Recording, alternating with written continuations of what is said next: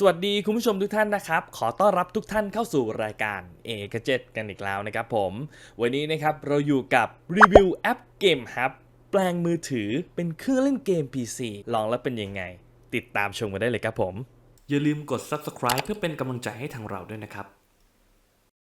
หลังจากที่ต้นปีนะครับเราได้รีวิวแอปพลิเคชันที่มีชื่อว่า Winlator ไปนะครับคลิปนั้นก็ได้รับความสนใจจากผู้ชมมากมายเลยนะครับผมทีนี้นะฮะก็ได้ข่าวมาหลายๆเจ้าเลยนะว่ากำลังพัฒนาอะไรแบบที่ผมกำลังคิดอยู่นะครับซึ่งนั่นก็คือการเล่นเกม PC บนมือถือนะครับซึ่งมือถือสมัยนี้ค่อนข้างที่จะมี performance นะครับที่จะเล่นเกมพวก PC ได้แล้วนะครับเนื่องจากว่าฮาร์ดแวร์เนี่ยของเขามันเริ่มจะถึง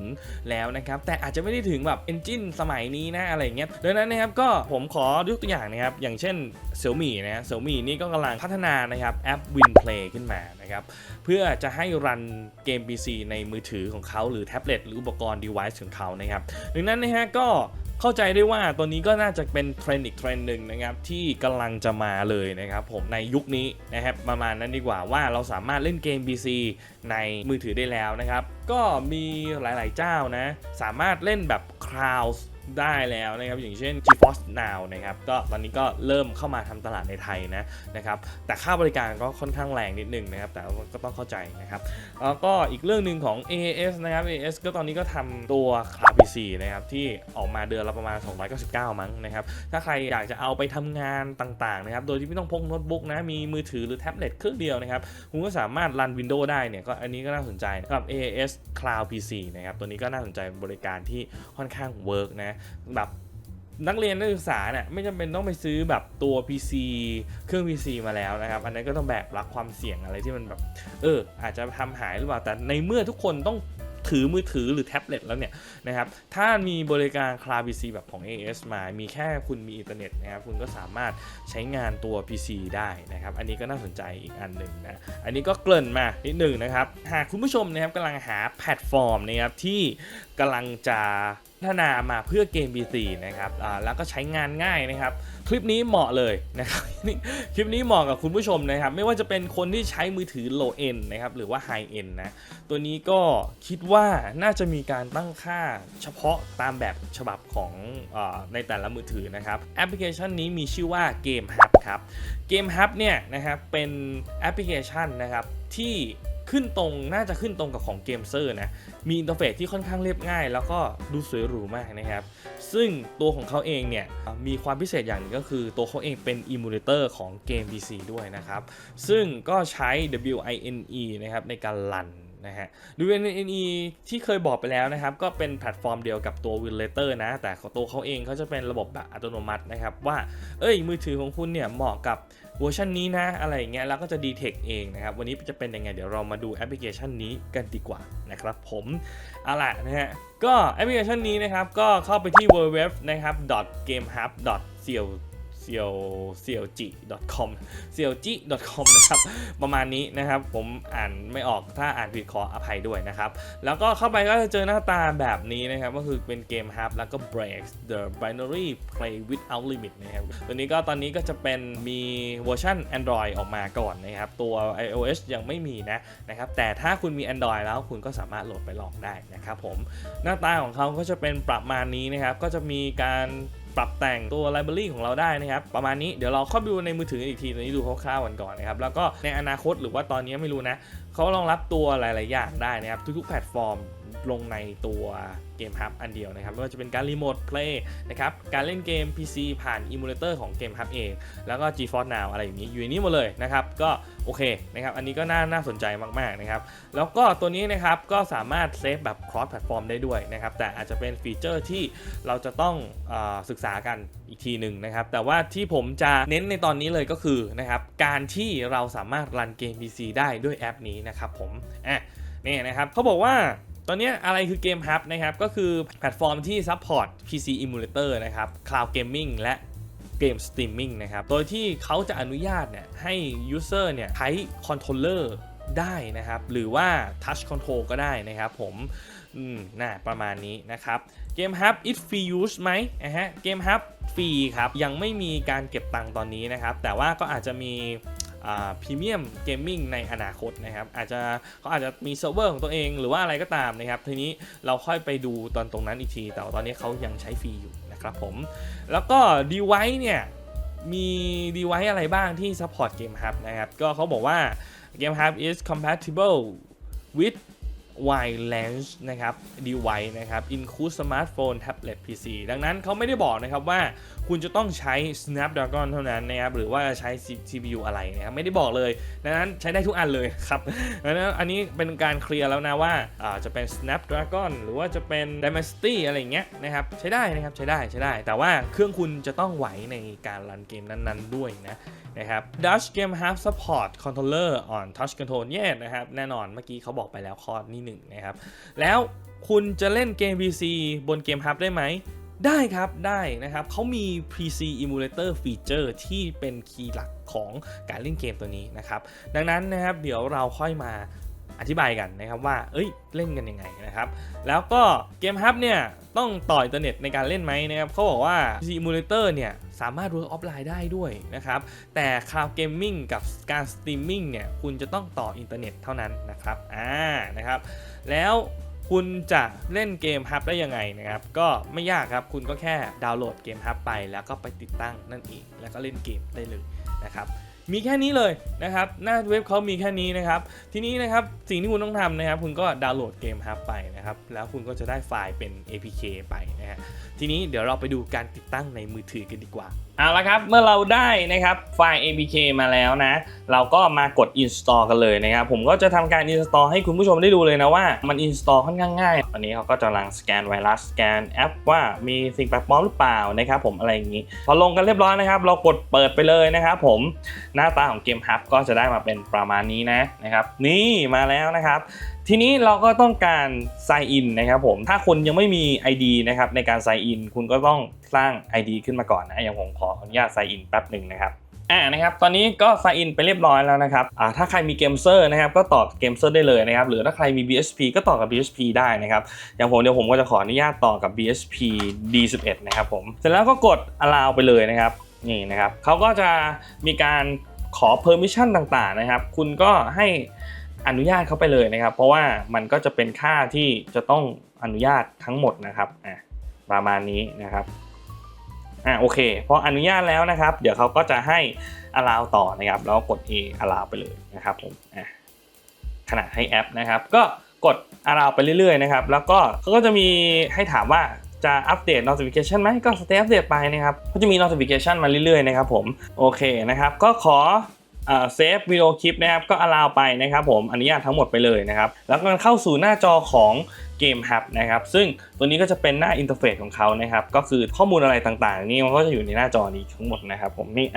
หน้าจอข้อมูลก็จะเป็นประมาณนี้นะครับเราสามารถกดที่เมนูได้เลยก็ลันเชอร์ของเขาก็นี่ก็มาเพียวๆนะไม่มีอะไรนะครับก็มีแค่อิโมจิตัวนี้นะครับแล้วก็จะมีตัวนี้นะครับซึ่งมันยังบอกอะไรไม่ได้นะครับผมนะครับนี่ยังบอกอะไรไม่ได้เลยนะยังไม่มีอะไรอัปเดตมาเลยนะครับซึ่งแอปพลิเคชันต้องใจเย็นกันนิดนึงเขากำลังพัฒนานะแต่ว่าตอนนี้เดี๋ยว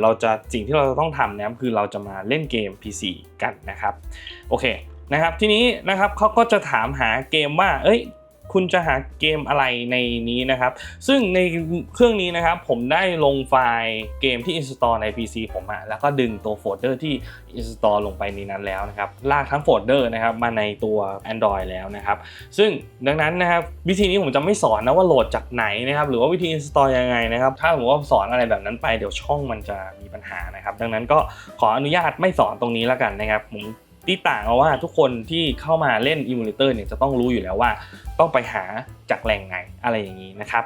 ทีนี้นะครับเขาก็จะถามว่ามันจะมีหัวข้ออยู่3หัวข้อด้านบนนะครับว่าหัวข้อ list game นะครับตัวนี้จะเป็น list game นะซึ่งถ้ายังไม่มี list game ในนี้ก็ยังไม่ต้องทำอะไรมันนะครับตัวนี้จะเป็นการ import ตัวไฟล์ exe นะครับหรือไฟล์ install game ลงไปตรงนี้นะครับแล้วส่วนตรงนี้ก็จะเป็นเกม task กับเกม manager นะครับซึ่งตรงนี้จะเป็นไฟล์พวก request ที่เป็น resource ที่เขาต้องใช้ทั้งหมดในการรันเกมนะครับผมจะกดตัวบวกตรงนี้นะครับแล้วผมก็จะเข้าไปสู่เขาจะถาม permission อีกแล้วว่า เขาขอเข้าถึงไฟล์ในเครื่องได้ไหมเราก็ตอบว่าใช่นะครับแล้วก็กดย้อนกลับไปแล้วก็กลับไปตรงนี้นะครับเราก็จะกลับไปสู่หน้าที่เป็นตัว root folder ของตัว Android นะครับเมื่อเข้า root folder ของตัว Android เสร็จแล้วอันนี้ก็คือหน้าไฟล์ Manager ธรรมดานะครับผมก็จะไปที่ผมเก็บไฟล์ตัวเกมไว้นะครับโฟลเดอร์ที่ผมเก็บตัวเกมไว้ผมจะเก็บไว้ในโฟลเดอร์ในดาวน์โหลดนั่นเองนะครับผมก็เข้าถึงโฟลเดอร์ตัวนี้เสร็จแล้วนะครับผมก็เลือกที่เกมที่ผมต้องการนะครับแล้วผมก็เลือกไฟล์ e ของเกมที่ผมต้องการผมก็กด select ไฟล์นะครับทีนี้นะครับเดี๋ยวเขาจะ detect ตัวเกมออกมาให้เองเลยนะครับว่าเกมนี้ชื่ออะไรยังไงเขารู้จักแล้วนะครับดังนั้นคุณไม่ต้องไปทำอะไรเลยนะครับพอเสร็จแล้วนะครับคุณกดตัวภาษาจีนตรงนี้นะครับแล้วก็กดไปเลยนะครับทีนี้นะครับพอเราบันทึกเสร็จแล้วตัวของเขาเองก็จะดาวน์โหลดเฟิร์มแวร์มานะครับแล้วก็จะดาวน์โหลด Y เวอร์ชันที่ตัวมือถือของคุณต้องใช้มานะครับตัวเบสตัว System Base อะไรเงี้ยเขาจะดาวน์โหลดมาให้เองเลยนะครับดังนั้นคุณไม่ต้องทำอะไรเลยนะครับพอเสร็จแล้วนะครับคุณก็แค่กดรันเกมนะครับกดเช็คเสร็จแล้วนะครับนี่เขาก็จะมีตัว Launcher ตัวนี้มาให้นะครับเห็นไหมคุณไม่ต้องทำอะไรเลยนะครับคุณแค่รู้ว่าไฟล์คุณอยู่ไหนนะครับแล้วคุณก็สามารถเข้าไปเล่นได้เลยนะครับนี่ง่ายไหมง่ายเนาะง่ายกว่า Velator เยอะเลยนะครับ Velator คุณจะต้องเข้าไปหน้า Windows เองเซตค่าอะไรเองนะครับทีนี้คุณตัวนี้คุณไม่ต้องทำอะไรเลยคุณแค่มีไฟล์เกมมีแอปแล้วก็เรียกใช้แอปได้เลยนะครับง่ายมากนะครับนี่อันนี้ผมเล่น Tomb Raider นะครับผมเนี่ยแล้วตรงนี้ก็จะมีตัวค่าต่างๆที่ CPU บอกมานะครับไม่ว่าจะเป็นค่า GPU ค่า RAM ค่า frame rate ต่างๆมันจะขึ้นมาให้ตรงนี้เลยนะครับดังนั้นไม่ต้องทำอะไรเลยนะครับทีนี้ง่ายมากนะครับคุณก็เริ่มเล่นเกมได้เลยนะครับนี่มาแล้วนะครับนี่นะฮะก็เป็นการเล่นครั้งแรกของเครื่องนี้นะครับเดี๋ยวเรามาดูกันนะครับว่าเฟรมเรทที่เขาได้มาเนี่ยมันจะมีประมาณเท่าไหร่นะครับโดยที่ผมเล่นมาแล้วนะครับผมรู้สึกว่ามันค่อนข้างได้เฟรมเรทที่ดีกว่า Velator นะครับอันนี้ต้องบอกไว้ก่อนนะครับซึ่งผมก็ไม่รู้ว่ามันเพราะอะไรนะครับแต่มันได้เฟรมเรทที่ดีกว่า Velator นะครับอันนี้อย่างเล่นเกม Tomb Raider เนาะนะฮะเนี่ยนะครับเฟรมเรทที่ได้มาอยู่ประมาณ 30-40 นะครับถือว่าไม่แย่เลยนะสำหรับเกมนี้เนี่ยเห็นไหม40คือถ้าเป็น Velator ในเครื่องนี้นะผมว่ามีต่ำเนี่ยก็น่าจะประมาณ20อะไรประมาณนี้นี่40เฟรมนะครับคุณเล่นได้ประมาณ40เฟรมโอ้โหมาแล้วนะครับเนี่ยเห็นไหมคือในระดับ30เฟรมเรทนะครับในมือถือผมว่าเป็นอะไรที่ไม่ธรรมดาแล้วนะครับดังนั้นคิดว่าเล่นได้ไหมผมว่าเล่นได้แหละนะครับแล้วก็เล่นได้ดีด้วยนะครับสำหรับในระดับนี้นะครับผมนี่นะฮะมาลองกันกับการใช้งานผ่านตัว D11 นะครับก็ถือว่าค่อนข้างทำได้ดีนะครับคุณผู้ชมดูนะครับนี่ตัวนี้ดูนะครับ CPU เนี่ยใช้ไป 55% นะครับ GPU ใช้ 92% นะ RAM ใช้ 86% นะครับแล้วก็อัตราการกินไฟคือ 6.6 วัตต์นะครับเฟรมเรทที่ได้ประมาณ40นะตอนนี้จะยังต้องการเครื่องเกมแฮนด์เฮลอยู่ไหมผมคิดว่ายังต้องการอยู่นะครับแต่ว่าตัวนี้ก็ถือว่าเป็นตัวเลือกสำหรับคนที่มีมือถือค่อนข้างแรงหรือว่ามือถือที่ CPU กลางๆนะเอาไว้เล่นนะครับก็คิดว่าน่าจะเป็นอีกตัวเลือกหนึ่งตอนนี้ที่เราสามารถทำได้นะครับอีกหน่อยนะครับผมว่ามากันเติมเชื่อเลยนะครับเพราะตอนนี้แอปพลิเคชันแต่ละแอปเริ่มรู้ถึงการทำงานของตัวระบบแบบนี้ได้แล้วนะครับเนี่ย30เฟรมนะครับ30เฟรม20ปลาย29 28มันขึ้นอยู่กับว่าเอฟเฟกต์ในเกมเนี่ยมันเยอะไหมหรือว่าอะไรนะครับผมก็ไม่ได้เซตติ้งอะไรเลยนะครับผมก็เซตติ้งอย่างเงี้ยมันก็ออกมาค่อนข้างน่าพอใจแล้วก็เล่นได้นะครับดังนั้นก็ว่าจะไม่ทำอะไรมาแล้วเนี่ยเดี๋ยวดูฉากระเบิดนะ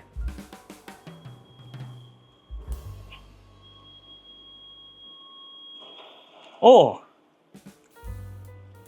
ก็ตกไปประมาณ25นะครับแต่ว่า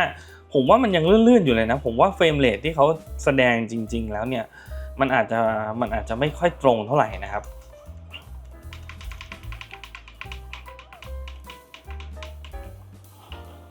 เนี่ยอย่างฉากคัสซีนนะครับก็จะตกไปนิดนึงนะครับแต่ว่าก็จะกลับมาที่30ได้นะครับ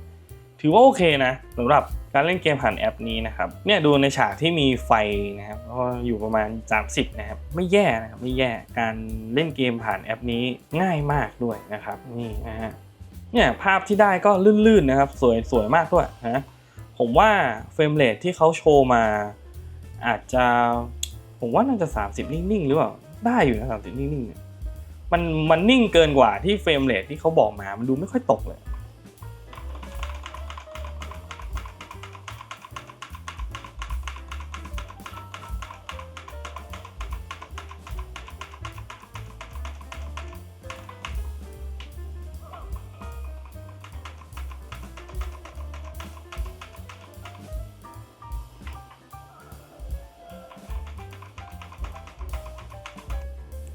นะครับก็ประมาณนี้นะครับผมตอนนี้ก็กลับมาที่ประมาณ30เฟรมนะเดี๋ยวผมขอดูเซตติ้งหน่อยแล้วกันตัวกราฟิกเซตติ้งเขาเซตที่ประมาณค่าเท่าไหร่โอ้นี่เขาเซตไว้ที่ normal นะครับคุณผู้ชมนะครับก็เราสามารถปรับลงมาได้นะครับเฟรมเรทที่ได้มันก็น่าจะเพิ่มขึ้นอีกป่ะดูดิ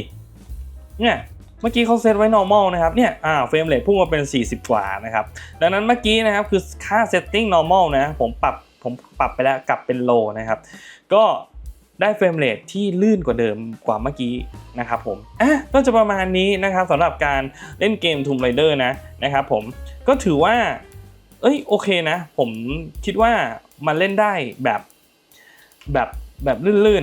ๆโอเคนะครับพอเราเสร็จแล้วนะครับเราก็จะมาเพิ่มเกมนะเราก็กดตัวนี้เหมือนเดิมนะครับผมอย่างผมก็เข้าไปที่โฟลเดอร์ที่เก็บไฟล์เกมเหมือนเดิมนะครับผมทีนี้นะครับผมจะimport อีกสักเกมหนึ่งแล้วกันนะครับเอาให้คุณผู้ชมได้ดูว่ามันเล่นได้หลายเกมนะครับไม่ได้เล่นได้เกมเดียวนะครับเกมที่จะใช้อีกเกมหนึ่งก็จะเป็นเกมนี้นะครับเป็น Hardcore Matcha นะครับซึ่งถ้าเป็นไฟล์ที่แบบว่าโฟลเดอร์ที่เขาไม่รู้จักนะครับเขาก็จะเป็นขึ้นรูปของโลโก้ของตัวนั้นขึ้นมาแล้วก็เป็นชื่อของเกมประมาณนี้ทีนี้เขาก็จะโหลดไฟล์ที่จำเป็นมานะครับพอโหลดไฟล์ที่จำเป็นมาเราก็เข้าไปดูกันเลยว่ามันเล่นได้ประมาณไหนนะนี่เข้ากันแล้วนะครับเมื่อไหร่ก็ตามที่คุณเพิ่มเกมเข้าไปนะครับตัวแอปพลิเคชันจะดีเทคว่าตัวเกมนี้นะครับจะใช้อะไรในการรันแล้วก็จะใช้รีซอสอะไรในการปรับแต่งเกมบ้างนะครับประมาณมาแล้วนะครับเป็นเกม Hardcore Matcha นะครับเป็นเกม 2D นะครับผมมาแล้วนะครับเกม 2D ลื่นมากนะครับชอบนี่นะครับเป็นการเล่นเกม 2D บนแอปพลิเคชัน Game Hub นะครับรันด้วยเกม Fusion ก็โอเคนะผมว่าก็ลื่นดีนะครับก็มันก็ประมาณนี้นะครับนะครับผมก็จะประมาณนี้นะครับสำหรับการเล่นเกม PC เกมบนแอปพลิเคชัน Game Hub นะครับผมว่านะครับมันเป็นอะไรที่แบบว่า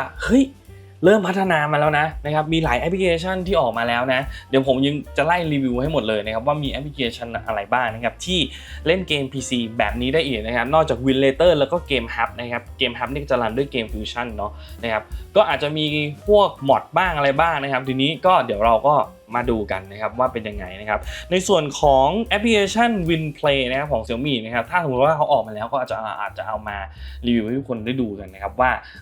มันเป็นยังไงบ้างนะครับผมเพราะตอนนี้ผมรู้สึกว่าหลายๆค่ายเริ่มจับตามองการเล่นเกมแบบนี้บนโทรศัพท์มือถือกันแล้วนะครับนอกเหนือจากการเล่นเกมบน Android ใน Play Store เองนะครับหรือว่าเล่นเกมแบบ Emulator แบบเกมย้อนยุคเรโทรเก่าๆนะครับตัวนี้นะครับก็ถือว่ามาแรงแล้วนะครับผมดังนั้นก็เป็นอะไรที่น่าจับตามองมากเลยนะครับสำหรับการเล่นเกม PC บนมือถือนะครับผมก็ถ้าหากคุณผู้ชมสนใจนะครับก็เข้าไปโหลดนะครับผมตัวเกม Hub มาลองใช้งานดูนะครับแล้วก็อย่าลืมแชร์ประสบการณ์มาในคอมเมนต์นะว่าเล่นเกมได้เฟรมเรทประมาณเท่าไหร่นะครับแล้วก็ตัวนี้นะครับก็รองรับหลายคอนโทรลเลอร์ด้วยนะครับไม่ว่าจะเป็นคอนโทรลเลอร์ของ BSP Gamer เองหรือว่าอะไรเองที่รองรับการเชื่อมต่อแบบ wireless controller นะครับก็น่าสนใจมากๆนะครับสำหรับตัว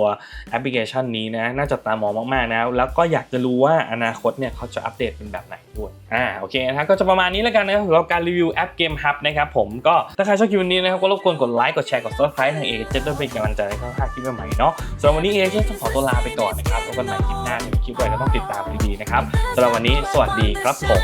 อย่าลืมกด Subscribe เพื่อเป็นกำลังใจให้ทางเราด้วยนะครับ